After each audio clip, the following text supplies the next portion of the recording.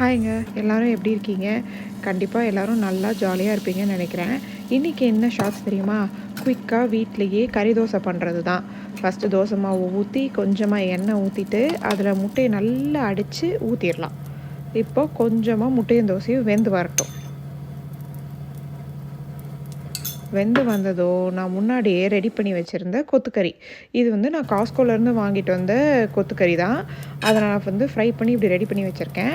அத தோசை மேல இப்படி வச்சு நல்லா பரப்பி விட்டுக்கலாம். வேணுன்ற அளவு கறி வச்சுக்கலாம். ஒரு சிலர் நெறைய வச்சுப்பாங்க, ஒரு சிலர் கம்மியா வைப்பாங்க.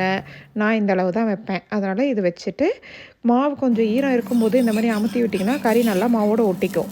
கொஞ்சம் நல்லா அடிப்பக்கம் வெந்த பிறகு இப்படி சுத்தி எடுத்து விட்டுட்டு, தோசைய ஈஸியா திருப்பி போட்டுறலாம். திருப்பி போட்டு கொஞ்சம் அமுத்தி விடுங்க. அப்பதான் அந்த மட்டன் வந்து பிரிஞ்சு வராம இருக்கும். கொஞ்ச நேரம் விட்டுறணும் திருப்பி போட்டு. மீடியம் ஃப்ளேம்ல வச்சுக்கிட்டிங்கன்னா, ஒரு 2, 3 மினிட்ஸ் விட்டுட்டு எடுத்தோம்னா, கறி தோசை சூப்பரா ரெடி ஆயிருங்க. இப்போ என்ன கறி தோசைய வச்சு, சால்னாவும் ரைத்தாவையும் வச்சு ஒரு கட்டு கட்டுறது தான்.